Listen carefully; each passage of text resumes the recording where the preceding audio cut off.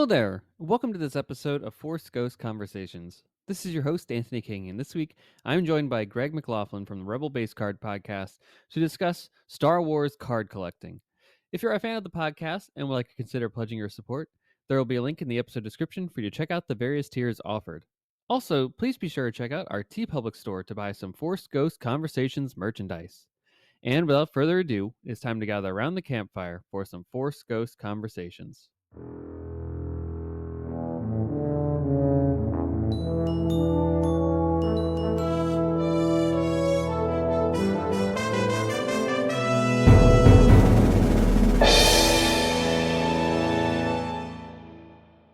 Welcome back to another installment of the podcast, everyone. Thrilled to have Greg McLaughlin back on the show, host of the Rebel Base Card Podcast, who will be kind of giving us a deep dive 101 into Star Wars card collecting. We'll be chatting about the usage and applications for card collecting for the fandom, and just really how the hobby has evolved over time and where we can look forward to go in the near future here. So really exciting conversation with him on the other side of this era part of the part of the podcast that we like to call Cloud City Gossip, if you will, where we run through the news of the Lucasfilm and uh, Lucasfilm adjacent properties of the past week here. And frankly, Star Wars Celebration is just around the corner, and I don't think there's going to be a whole lot of news theoretically for the most part from here until then. I think they'll do a big news drop dump at that point here, but we did get a little bit in regards of Star Wars Celebration here, and for that, basically what I mean is the art show pieces have been revealed on StarWars.com. It features a lot of great stuff for Star Wars across all the different eras. Of course, there's Revenge of the Sith stuff. There is Force Awakens stuff. So yeah, there's just a lot of great stuff. I remember seeing some of the Acolyte stuff too. So that will be available at Star Wars Celebration Japan if you're heading to that in just a couple of months here. Literally less than 2 months at this point will be engulfed in Star Wars Celebration Japan, which I frankly can't wait for. I know we'll be doing a lot for CouchCon during that time, and can't wait to have that experience with all of you as it comes closer to that point then. But yeah, that's pretty much all that I had for the news this past week. A little bit shorter of a news segment this this time, as it generally goes when there isn't a whole lot to be announced at this time. They're waiting. Trust me, they're waiting on these big announcements. I know an Andor trailer is probably around the corner here before we know it, so we'll be getting into that sooner than later here. Of course, if you want to continue the conversation with us, we're available on all social media platforms: X, Instagram, YouTube, TikTok, Threads, and Blue Sky. Just search for Force Ghost Conversations and we'll be there in some capacity. With all of that housekeeping stuff out of the way, let's get into our conversation about Star Wars card collecting with Greg McLaughlin. Stay tuned, folks.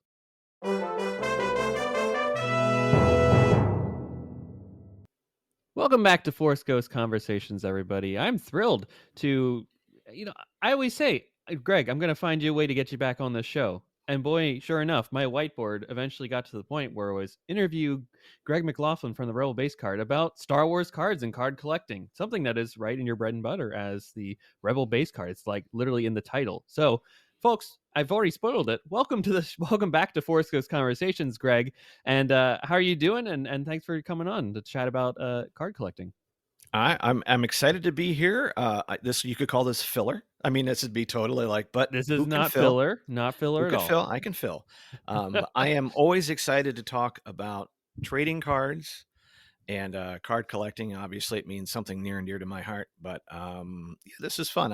I brought props You with did. me, so I can talk, and I don't have the Zoom background or whatever, so I can't. So I'll be able to show it to you without like trying to put it out there. But I'm hoping that anybody who's listening to this will find out a little more about how to collect. But if they're interested in collecting themselves, or they're interested in stuff they may already have, I'm excited to talk about that. Well, I think it's great, and I'm so thrilled to have you on about this because, like, this is an aspect of the galaxy far, far away in terms of the merchandising that most people probably don't like think about in today's context of like, oh, they're still making cards. There are Star Wars cards out there. Like there were Star Wars cards in the 70s. Like it just makes sense that, yeah, they would have such a thing.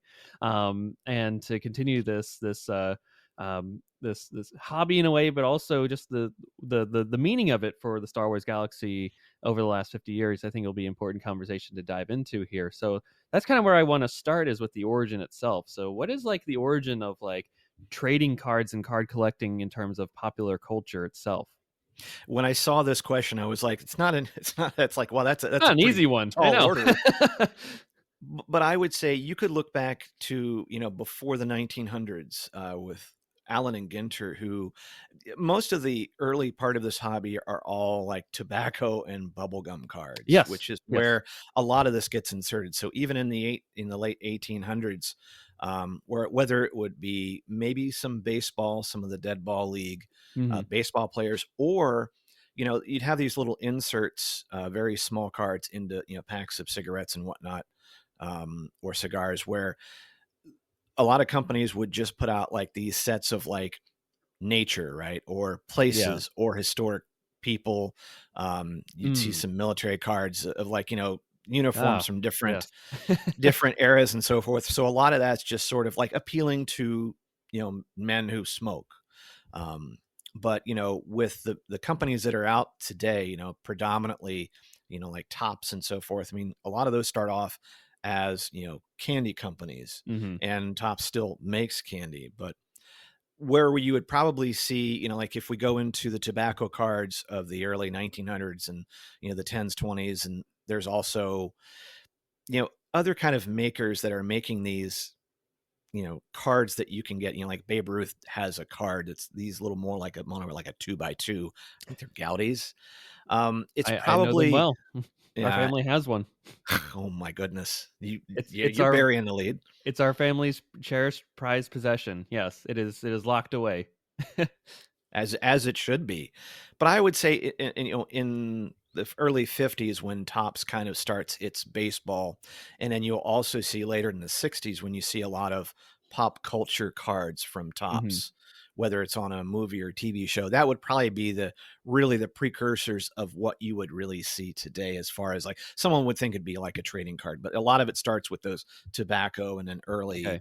and sometimes they would come out as odd sets made by everything from a food maker, like a hot dog maker or something like Mm. that, just to promote selling of the product. The cards were Right. sort of secondary.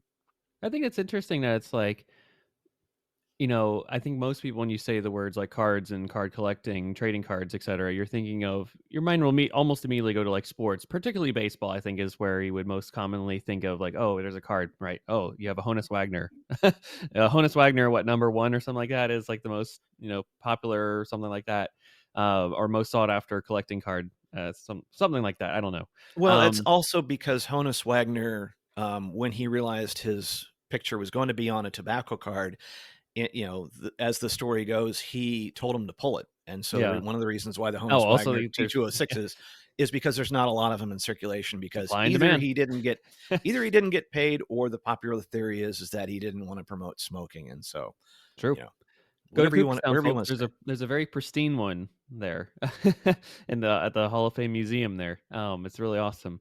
Um, so it's people will see that, and for knowing these baseball players at that time were hearing about on the radio, and maybe this is your only chance to really see them. It was in card Mhm. form. Um, so it's interesting. Like, at what point did like the I guess like you're saying like military cards came out and various things like advertising scenery and historical events.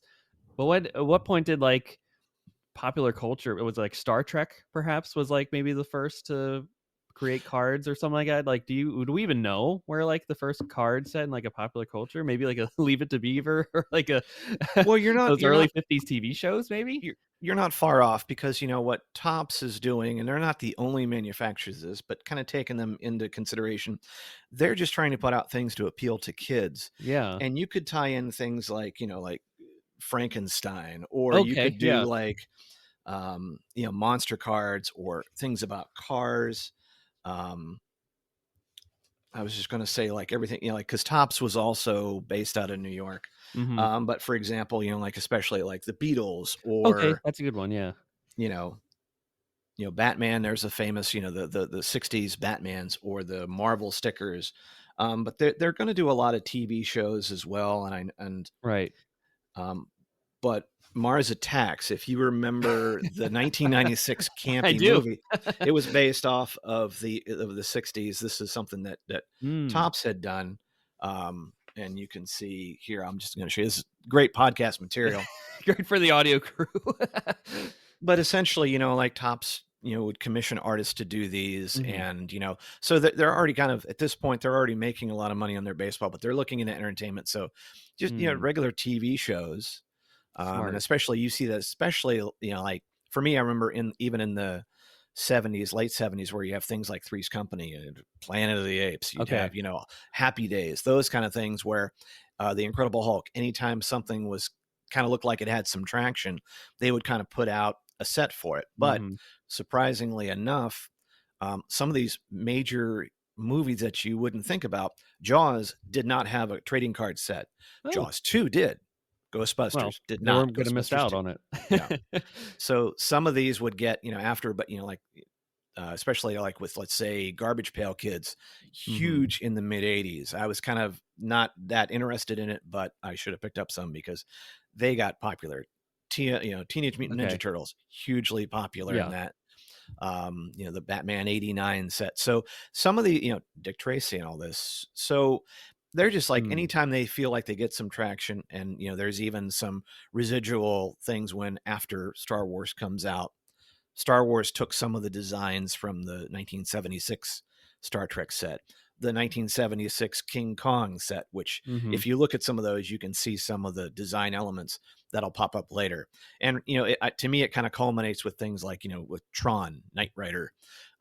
For some reason, Moonraker had a huge, like it was like a 150 card set. It's something ridiculously big. And you're Honestly, going, that's not a Moonraker, surprise to me. it, anything with space in it. That was they But were yeah, trying to, get the cash cow while they still could.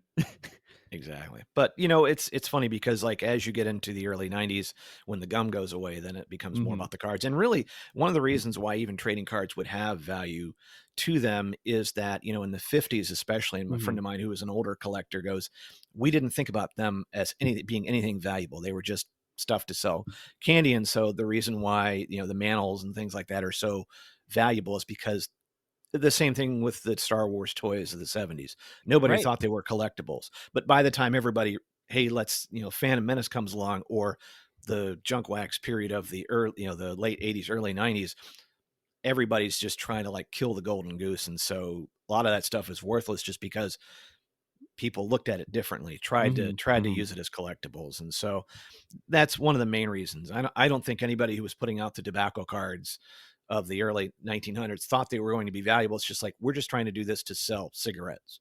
That's right. Um, They did not. I can tell you just from family lore, like I said earlier that we have the Babe Ruth baseball card, American Caramel 1927. Uh, it's a miracle that we have it, to be honest, because it's so it comes from my stepdad's grandfather. That's where it originated from. He bought the card in the 20s, and back then he put all of his cards onto a poster and hot glued it to cardboard, and then created a poster on his wall just so you could admire all of his favorite characters or yep. his heroes, and just as I look at my Last Jedi poster right over here and my various posters and things that I have around my wall, that was his way of, displaying some sort of ownership over this space and making it more cozy and homely for him. Um, and also a lot of people would like use the cards to like attach to their bikes and to make it sound like they're going faster, or just the feeling of like, oh, Mickey Mantle's attached to my car, I'm going to go faster now because of that. So that's how we see. Yeah, you're showing a little bit of, I see a bit of fray there, so it must have had some wear and tear over the years from that type of experience. So we spent a whole day taking an iron to that hot glue, to the back of the cardboard, to see if we could restore, or at least get the melt the glue off to a point that we could pull it off and hopefully not lose any of the Hmm. patina of the back of the card. Fortunately, we pristine. We saved it. We lucked out entirely, but it was a stressful day in the house. I'll tell you that. So yeah, definitely, we're not intended to be the survivors that we see today of these cards that, as you said, flooded the market in the 70s and 80s, and people saw potentially value in them, and then because of that, there is less value because there's so much in the market itself, which I find to be so an interesting of like the supply and demand chain of it all when it Well, comes and to this. how they get and how they are, even to this day, where I think probably some of the most closely guarded secrets out there is like how much gets produced. Hmm. But nowadays, where companies will have to build in scarcity to the product with, numbered parallels and so forth and Yeah. numbered autos because there's just so many. So, that it's tough now. So I mean there's a fondness for example in holding up this really beaten 1961 Mickey Mantle because there wasn't, like I think there was maybe one or two more of Hmm. him in the set with like an all-star thing, but Yeah. that was it. There were no parallels. That doesn't come along until much later. And so there's a fondness for collecting. I have a 1956 set that I'm working on that I just piece commons, and some of those commons are as cheap as a couple $3. Hmm. But collectively, they'll be worth something as a More group. than the whole. Yeah. Right. And so, at the end of the day, when I get all these comments together, it's probably going to be worth maybe close to, like, say, 1,500 on the very high end. Hmm. But it's something where I could present if someone was buying, oh, this is a near complete 1956 baseball set. Or, now the trick will be once I get to that point, can I start creeping up the ladder of, like your Mickey Mantles, Willie Mays, Jackie Robinson, Ted Williams, one of his last cards, Sandy Koufax.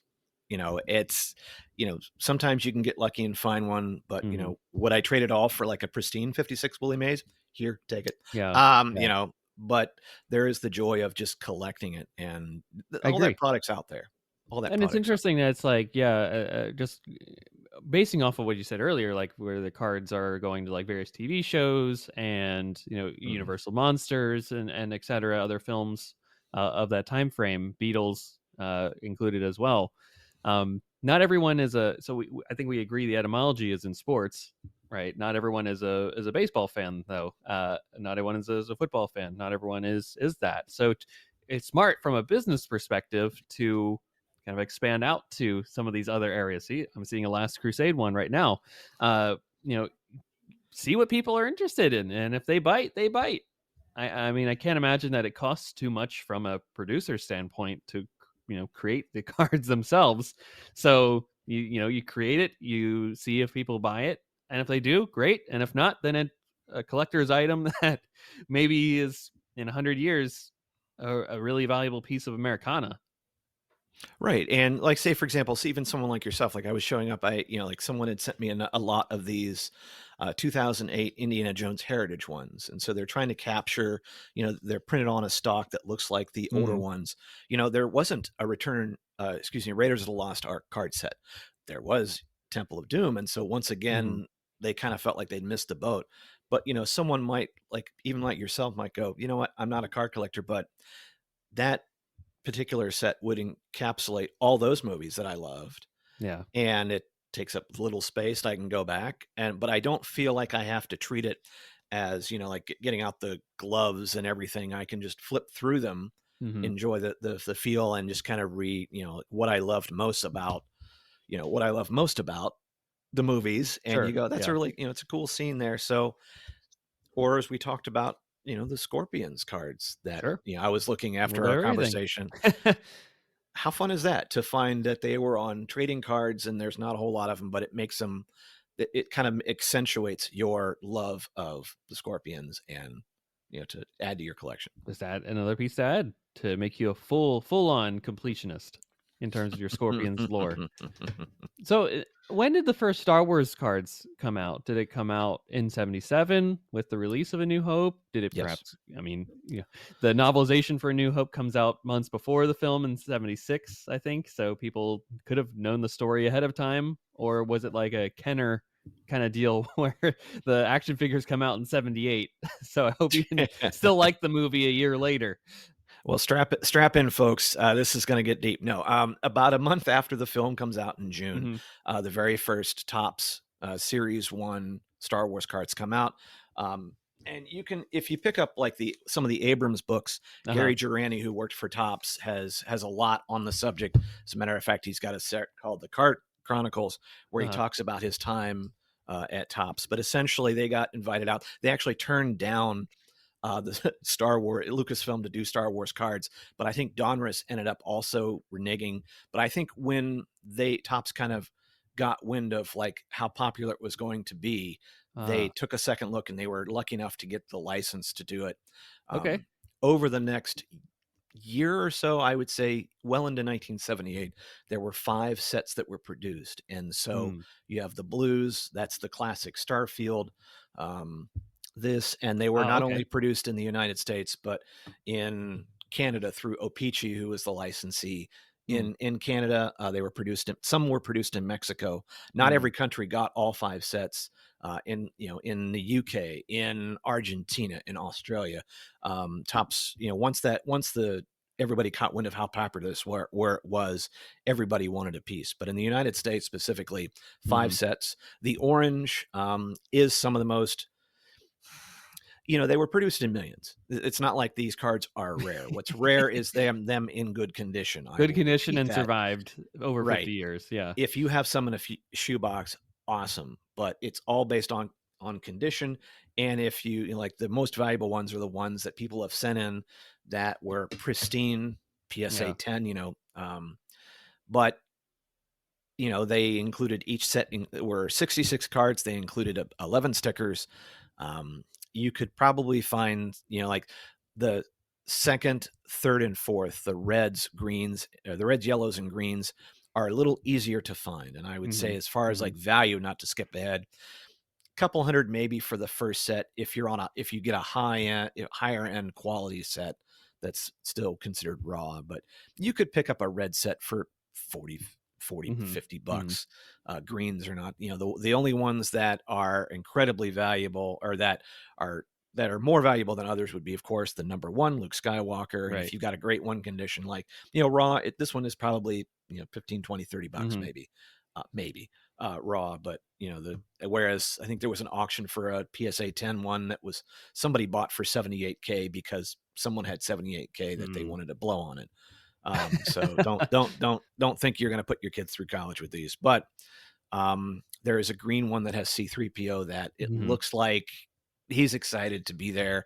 That's the goldenrod one, they call it, where it just the photograph was either doctored, or Yeah. there was a way to look like he was excited. And so they actually had to go back and print another one. And so in some cases, depending upon who's selling it, sometimes the corrected card can be a little more, valuable than the one that's there. I have both, Mhm. so I don't have to worry about it. Nice. Um, but yeah, and then they would go on to do 3 sets for Empire Strikes Back and Mm. 2 for Return of the Jedi before things ground to a halt for a while. The dark times. We'll get to the dark times, in a second here, but I'm glad Not as that. dark as you may think. Oh, good, good. Spoilers. Oh, spoiler alert indeed. It's nice to hear that they struck the iron while it's hot, in terms of, like, the Star Wars merchandising. So the film comes out in May of 1977. There's an immediate fervor for Star Wars. People are in Star Wars heaven, if you will. People are Including going this to see kid. the film multiple times in the cinema. Kenner is like, "Please, I hope you still like this film in a year." um, I promise you, we'll get you the action figures. Buy a layaway, basically. You'll get it. Trust us. So really, aside from the novelization, which and the comics and the vinyl record of the famous John Williams score, the cards are almost the immediate way that people can showcase their Star Wars fandom, which I think is it's a unique piece of the Star Wars story that I don't think it's talked about enough. What do you think on that? I agree. For me, it's one of the cornerstones, right? Your Kenner, your comics, and your Yeah. cards. That's almost perfect, but it never quite works out when I say it. But I would say yes, for a kid like me who saw Star Wars in the theater in the summer. I think Hmm. I caught, and like, even in a one stoplight town as I did, our local pharmacy, candy aisle, Sure. cards right where the kids could get them. There were packs for 15 cents. And of Hmm. course, you could relive those memories by seeing all the scenes on the cards and collecting it. And yeah, Right. helping Right. to create that fervor for the toys whenever they did arrive. Hmm. And the comics, of course, that go through that year. I think even by that time they were reprinting those comics. And so I think mom was able to buy me ones in sets of 3. Mhm. So I think my first 6 are reprints, uh, those reprints, and then to see them continue the story as I've been collecting Marvel weeklies from the United Kingdom that reprinted a lot of Mhm. these Mm. a little later, these stories from the early comics, and reliving that, when they got, and how, how fervent they are. And of course, Palatoy is their manufacturer. They're Yeah. Kenner. Kenner's in Ohio. It's in Cincinnati. So it's like, we're getting the toys. And so it's just, cards are just keeping that, and comics are keeping Mhm. that fever alive. So when we did get the toys, I mean, there was a couple 3 years, man. It was just, we were in hog heaven. Didn't know it. Yeah, exactly. We didn't know how good we had it Didn't know how good we had it. until the dark times came. Um, so for you, what was like the appeal of Star Wars cards and collecting them at the time? I think it was just something where it was cheap enough, just like, with candy and everything else.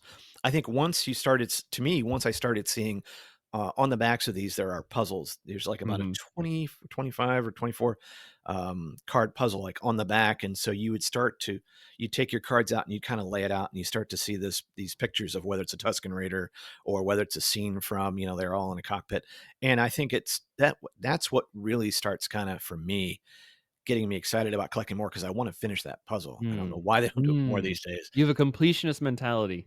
Yeah, it's kind of fun because then you're just kind of putting this together and you're excited to go down and then all of a sudden there's a new series, and then you're like, okay. Mhm. And then you're trying Mhm. to fill that one out. And it was really fun. And I think I would say that, although I'd had some of the 1976 King Kong cards, and I know that actually Wonder Bread had done NFL. I just came across this one the other day, and I was looking at him going, that I remember, because on the back they had Hank Stram's playbook, and Mhm. he's Mhm. describing these little X's and O's, and I was like, wait a minute, I remember that. So it's like, yeah, it might have either come through just wanting candy, or like grabbing something that was about as cheap, or seeing like my mom's picking up bread, and all of a sudden there's a collectible card in there, or in a box of cereal, The ultimate win. general, Yeah. yeah, stickers and stuff. So it's all kind of, and you're just like, this is exciting. I want to see what's going on. And then in some cases, you could trade with kids. There were friends of mine who did have, but we didn't do a ton of trading.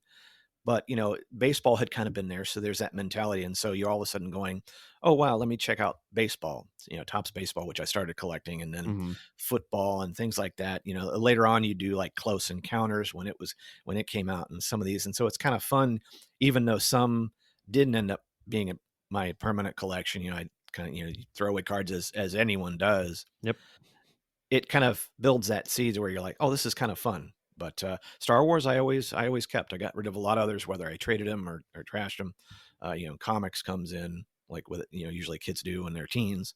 Mhm. But, yeah, it's just that ability of, like, building and really visually seeing, like, the puzzle. For me, I think is probably the main thing. So as of now, how many cards do you have currently? I don't know.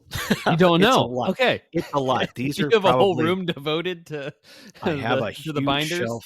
I have a couple of shelves. I have one in our closet that has, I would say, the bulk of what I'm, like, most interested in, because I think once I got back in, around, let's say, Force Awakens, right? Because Mhm. when the Force Awakens comes out and they're putting out cards everywhere, Walgreens had Yeah. cards that you could only get there, Toys R Us, Walmart and all that. I went from probably having enough to fit in one binder to then 20 binders to boxes. And so I would say thousands. I don't know whether it's in the tens of thousands yet, but it wouldn't surprise me.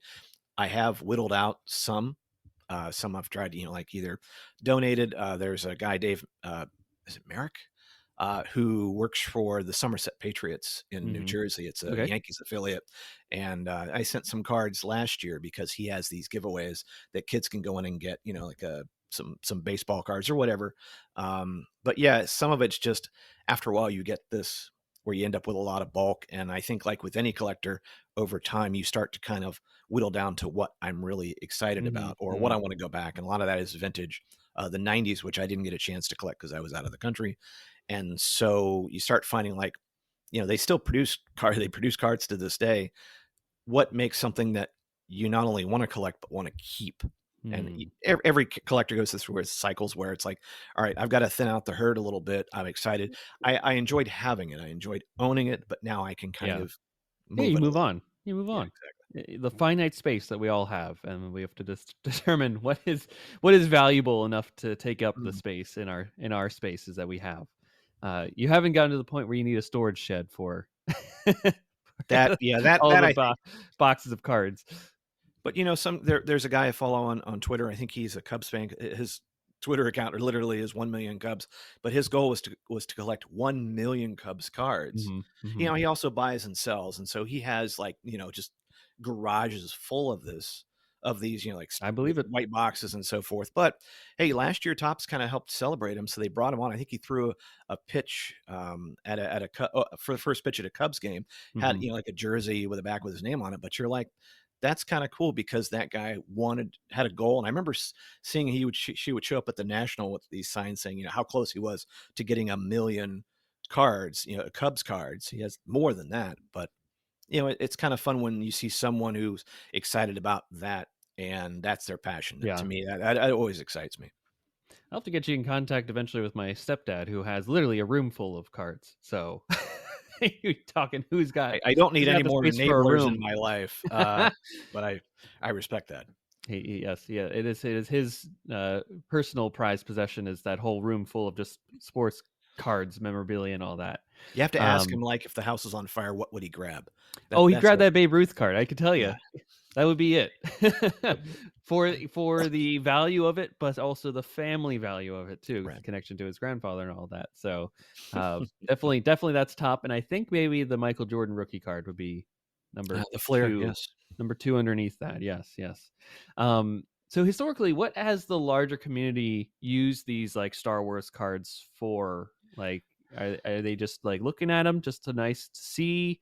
What do the backs say? I'm curious. What do they all what on sports cards they tell you the stats of the character throughout the years, but like you can't really necessarily do that for a Star Wars guy.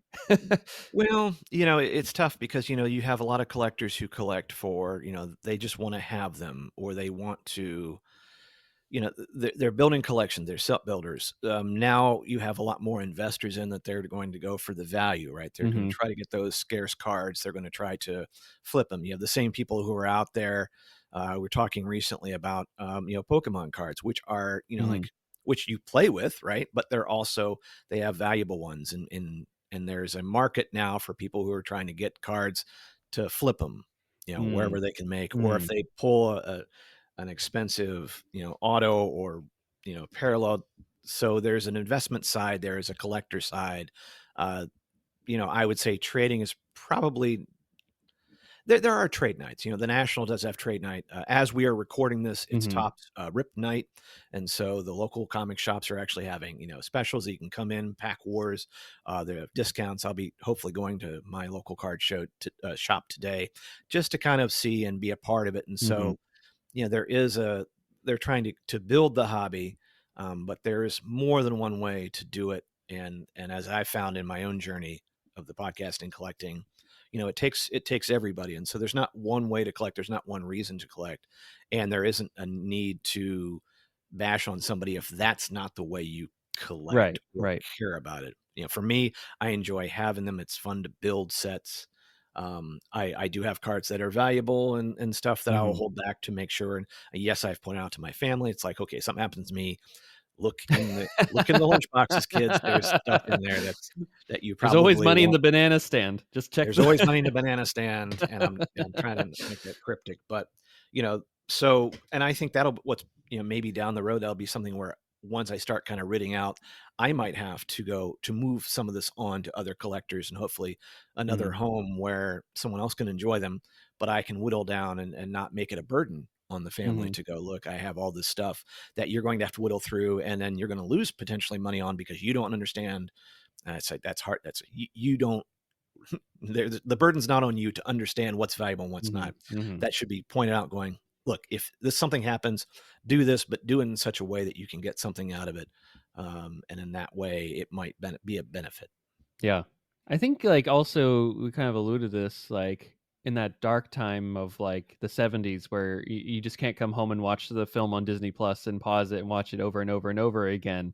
You actually have to go to the theater and you hope that your cinema is playing it, so maybe you get to see it once or twice. perhaps in your run of the theater that shows 2 films a month, right? And you hope you get your chance to see the Star War. And if you see it, and then you have your cards, right? You put on the headphones and you listen to the John Williams score. This is a way for you to relive the movie in your head over and over again without having to actually go to the cinema or find where it's playing in your local neighborhood and community. It kind of keeps that story alive in a way before the action figures even really were able to do that.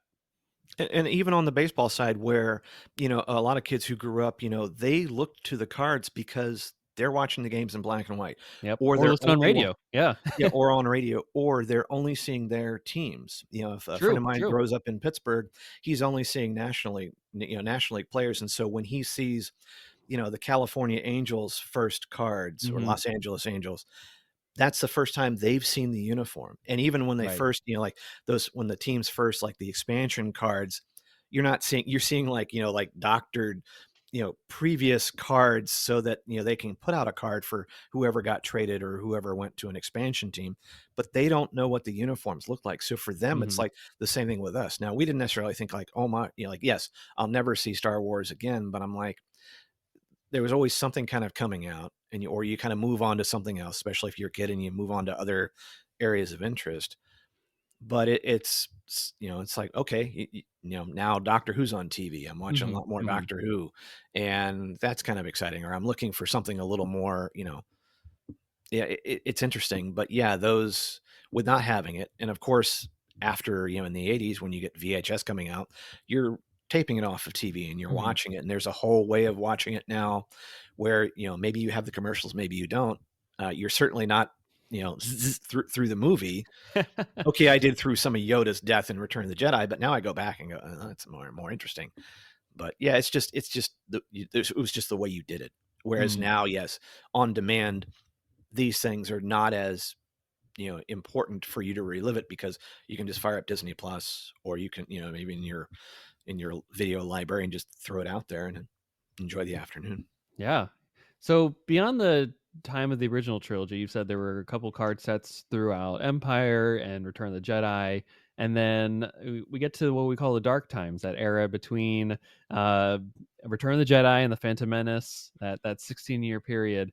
So, and even through the prequels, how did the card market persevere through those times? More so than you might think, because Hmm.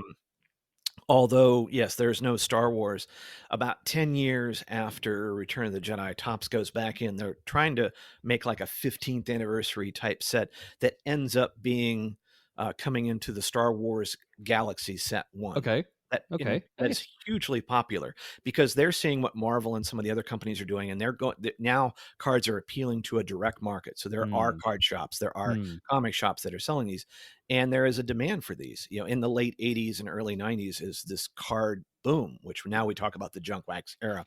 But Yeah. cards are being produced at a massive scale, but the popularity is there, and these art sets are becoming something that even Tops is going, hey, we got to get on this bandwagon. And I had a chance to talk to Sean Taggart, who was the production manager for the original Galaxy set. That was Hmm. we did this a couple years ago, and it was amazing because he got to work with like all kinds of talent.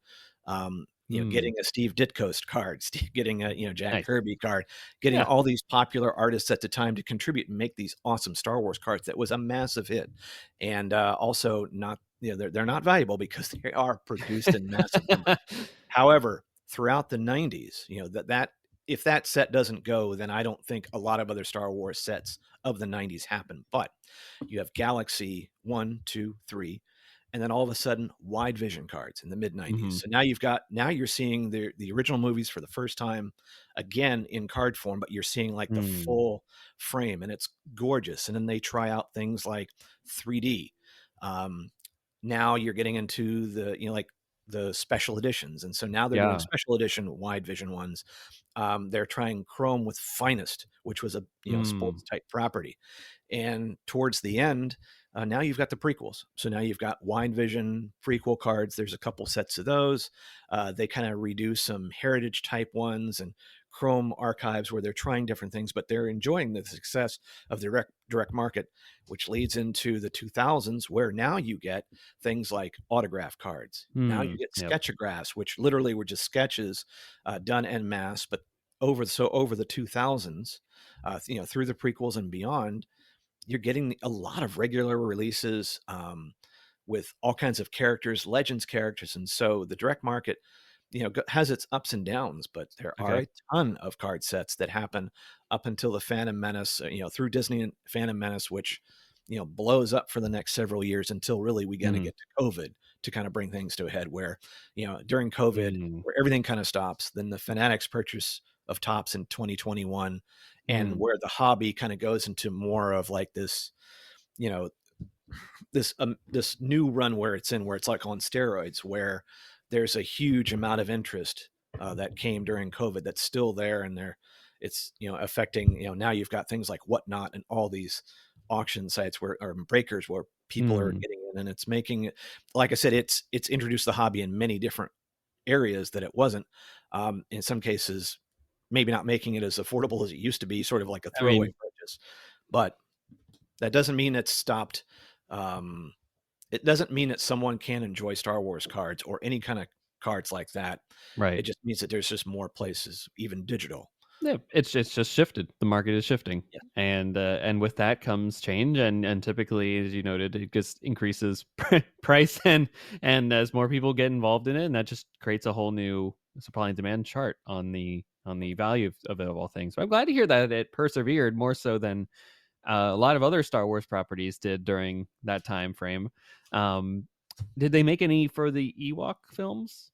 I mean, I'd imagine maybe they did, maybe they didn't. I'd be curious to know. No, yes and no. I mean, not sets per se, but if you go back in some of the anniversary sets, like the 30th and the 40th anniversary sets, Mm, uh, that happened. You'll see, sometimes those are fun because you can go back and see the 40th. I know had like these, they'll have cards that talk about that because it's kind of doing the timeline of all Star Wars, okay, and so that's where you'll see it a little more fun stuff like that, or things like sure, the Ewok, the cartoon shows, or those comics, or things like Dark Empire, that a famous comic set from the right, 90s that right, Dave Dorman did a lot of great covers, who I had a chance to meet and have him sign some of those.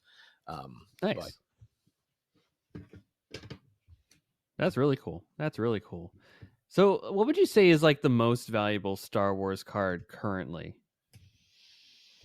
most likely it would be if you had a PSA 10 or almost perfect Hmm. copy of Luke number 1 from the 77 set. That would be an easy winner of most valuable.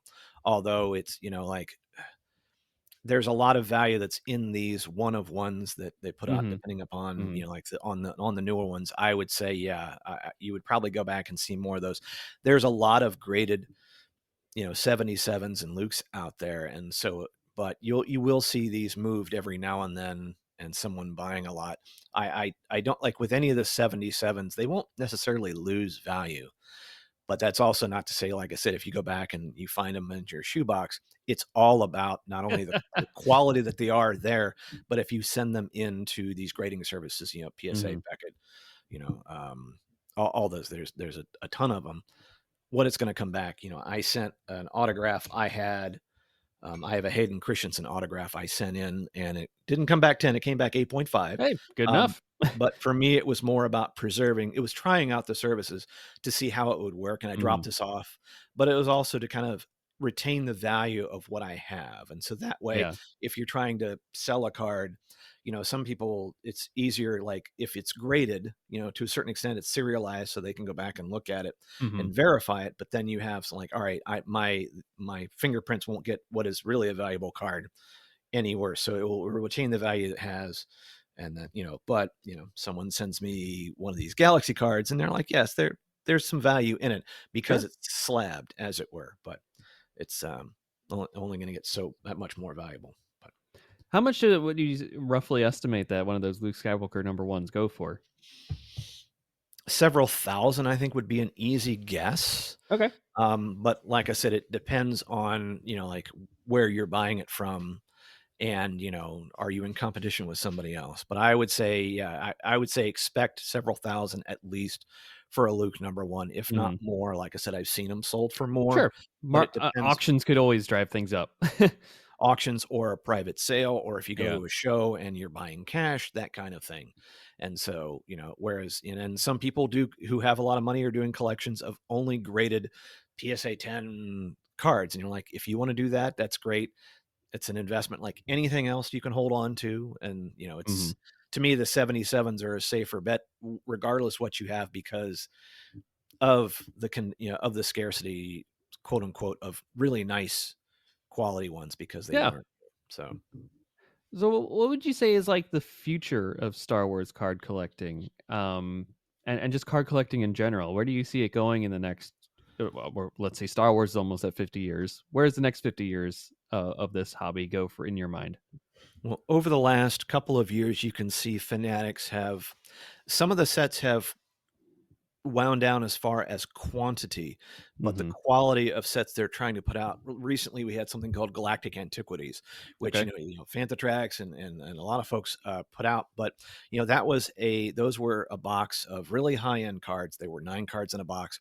The MSRP was 1,500. However, places were selling them for 3,400.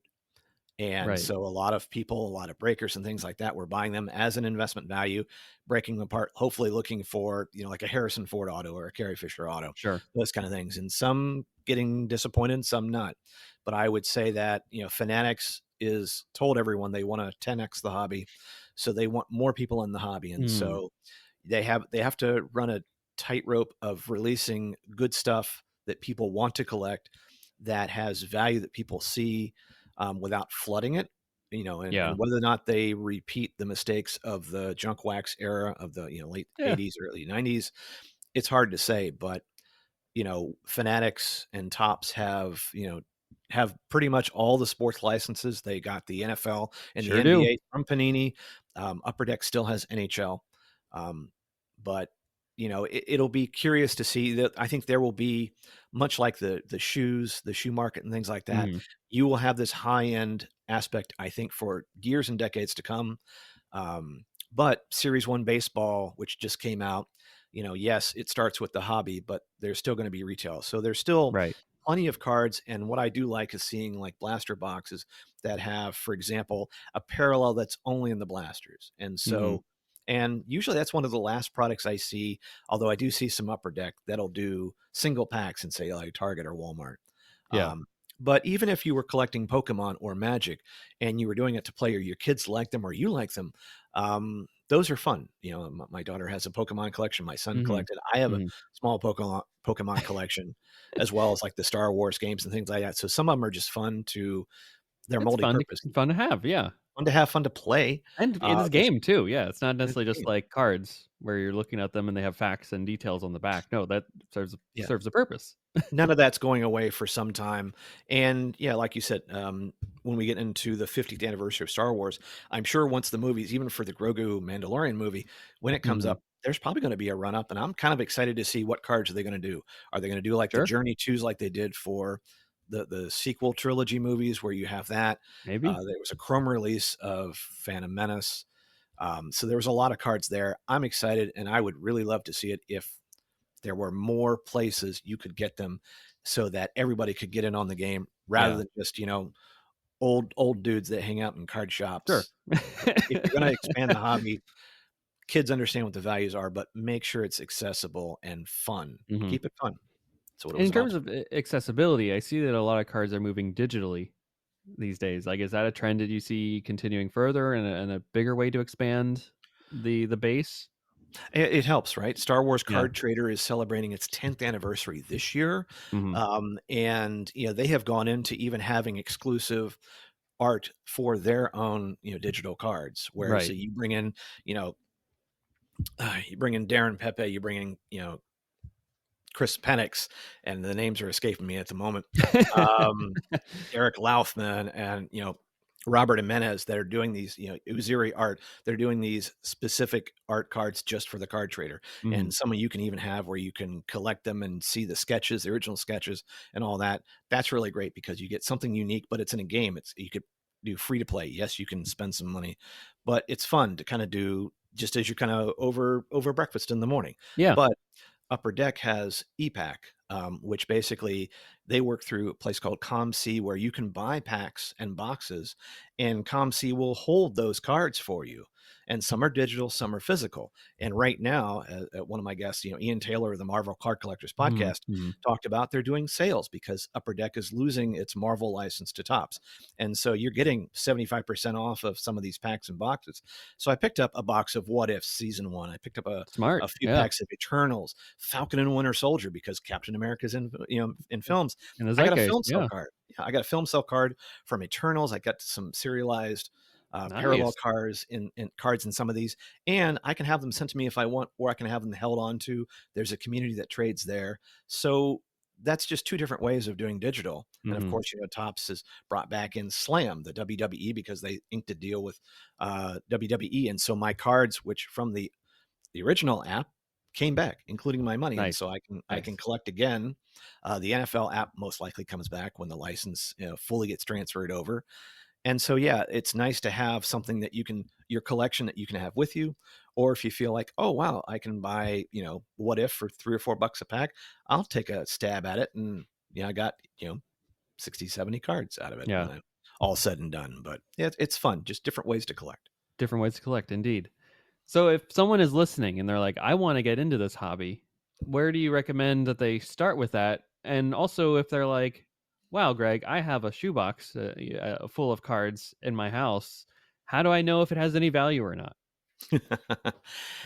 You can always there are groups on Facebook. There are folks on Instagram who, like myself, Star Wars Tops Cards, Mhm. Star Wars Card Crazy on Instagram as well. Your collection's bigger than mine. Colorado Collectibles, who've had on the program. There's a lot of resources out there. You can always get a hold of me, either Greg at rebelbasecard.com, or you can find me on the socials anywhere at Rebel Base Card. I had a fellow who asked me this very thing. It was an artist out of Belgium who asked because he had some 1980s, no, 1992 baseball. Um, Nice. Tough conversation, but it was. How do you get into the baseball, the 90s in We're gonna Belgium? have to. You'll have to stay tuned because I'll be doing a little interview with him at some point. But you know, I would say if someone's starting out, I think the apps are a great way to kind of dip your toe in without Mm, spending any money because you can. A lot of those physical sets, like Hyperspace, Star Wars Hyperspace, just came out this week as we were recording right. this. That's already in the app. And so you can check out, and you can also get, autos and parallels there without spending a dime. And I Mm, think if it's something you find like, oh, I'd like to collect, or I'd like to find, like maybe I grew up during the prequels, or maybe I grew up during X, Y, and Z, and mhm. I'm attached to the Clone Wars. What Clone Wars cards did they make? What prequel cards should I get? Those are the kind of things I think collect first what you enjoy, what maybe has a connection for you. Yeah, Like for you, definitely check out these pick the scorpion. 2008, yeah, Indiana Jones Heritage or the Scorpions cards, which was fun to find because they appear on some music sets, random music sets in the 80s, and there's like a 1993 card, but I'm like, I definitely get that because that's just, for you, you can see a snapshot of what they looked Mhm. at that time. Right. And there's a concert series where there's a lot, and they're like, it's numbered, so you can help collect. But find something you like, try something, in one of the apps, because even if you don't like Tops, right now Panini still has their apps. Go on EPAC if you like hockey or Overwatch, they make cards for that as well. So there's stuff out there. Some for everybody, as we've learned in this discussion and just all that. It's so cool to see that this community is continuing to grow and they're finding new avenues by which to do so, whether it's digital in the card store. eBay, I'm sure, was a big explosion for this back when that became a big thing in the 90s. And I'm just glad to see that this is continuing, much like vinyl, right? I hope it has like a resurgence in both physical and digital form. Um, and out of COVID and just keeps going in this upward trajectory as new content keeps coming out and more things just it's in yeah just more things, right? More Exactly. autographs, more exclusive cards, more scenes, right? Just all that, and to keep that hobby going. It'd be awesome. And if you find yourself at a con this year, definitely, and if the 501st or Mando Mercs or Rebel Legions out there, they always bring their cards with them. Mm, That's a great way to collect for free. And it's, it kind of, it's nice because you have a connection to that con, to that person that you really like that cosplay for. You can find out a little more about those groups. But and then, of course, if you're going to Celebration, a lot of custom swag is going to be out sure. there, including cards. So be on the lookout for it because some of us who don't get to go to Japan would Oh kill for the man, opportunity to get some custom cards from some there. of those, and so I imagine they've got Japanese cards out there too. That could be a unique value to the American collector that rarely gets to go out there, or nor to have the opportunity to be face to face with people that are selling that stuff. Oh man, I'm Or if jealous you see for the me, I've people. got swag cards. I make cards Yeah. for every year of the podcast, Ah, places I gone, people I've met, and so hey, I can start your collection very easily with a swag card pack. see, just contact Greg, and he'll I'll get hook you you up. started with a booster set. Greg, thank you so much for taking us on a 101 through Star Wars card collecting here. Where Thank can you. the folks find you and, of course, the Rebel Base Card podcast for more deeper dives into the card collecting and card collecting community? We talk about cards collecting and community, so it's not just cards, folks. We even talk about Greg Cass and I still talk about some of the shows that are coming out. But you can find me on Apple Podcasts and Spotify at Rebel Base Card, on all the socials at Rebel Base Card, even Facebook, even X. You can find me Hive on occasion, Threads, Blue Sky, and all that. I will talk. I will talk your ear off incessantly, which is why it's good you kept me in an hour. But we talk to a lot of folks. On the podcast. We just hit our 275th episode, if you count the breakfast Hmm. packs as Hmm. well as the regular ones. So, yeah, I talk a lot about cards. I like them. Shows. And I'll put a plug in for Hive, folks, if you're still on there. I know Greg I'm on posts Hive. occasionally on Hive, and it's nice because not all of, and this is the downside to Hive, is not a lot of people post on Hive, but it's easy to see. Like, my feed is just cards. I just go through it and I just see all the cards because it's mostly Greg just posting. Since people have like not, the mass exodus from Hive has happened. Don't go down as an app 3 weeks after you become super popular. Just a thing. But it's nice to, Don't when make I it a do part of your hop over business there, plan. I'm just like, oh, look at all these wonderful cards and the artwork, and just to appreciate all that you're posting. So thank you for doing that, and for keeping the expanding the community to a larger audience through your platform. I think it's really awesome that you're doing that. And as more card stuff comes out, we'll continue this conversation. This isn't over. No, no, and you just once again, my thanks to everyone in Card Squadron and those people who I've met along the way, including yourself, who have allowed me to bore them with this kind of material. But it's fun because knowing people who either are on the digital side or collect physically, it's fun because I think once you're connected, just like with anything in the Star Wars universe, it just fulfills you a little better, and it's just fun Mhm. because then you know people and you know what passion, you know what they like. I love the fact that you love the Scorpions. I love that, and it's fun when I find stuff or when we talk about stuff because it's just fun to hear about people talk about their passions. That's right. And one day the Scorpions will be right there next to card collecting with you too. Preaching the gospel. One day you'll have all the records, all the vinyl, all the cassette tapes. It's coming. I can see it. The Uh, Scorpions are in your future. And folks, thank you so much for listening to this episode of Force Ghost Conversations. Speaking of the future, we'll be back in your feeds next week with a brand new episode about something in the Star Wars and Lucasfilm adjacent galaxy. And until then, may the Force be with you. Take care.